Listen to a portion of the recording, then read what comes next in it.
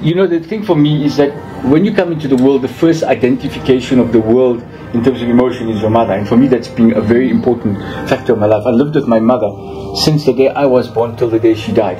And I lived in a house with her because it was an absolute pleasure. But the mother stayed steadfast with me because that's an unconditional love. When you are able to love yourself unconditionally, that is the only time. And if you've got a stent in your heart, like I do now, you got to love the stent because it's part of you. If you got cancer, you got to live to love your cancer. Why? Because it's still part of you.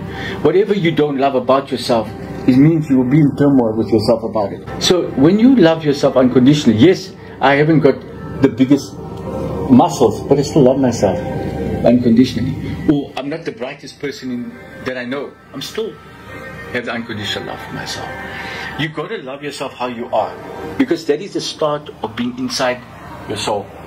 Because your soul is everything.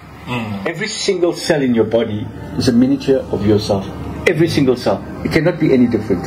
Because if it were different, then you'd be one of those people on medication because you have two personalities and three. And why do you develop these difficulties in life? Because you're not at Edom with yourself. You don't have peace with yourself. You don't love yourself. So how can you love the next person? How can you love your wife? How can you love your children? How can you bring beauty into the world when you don't love yourself?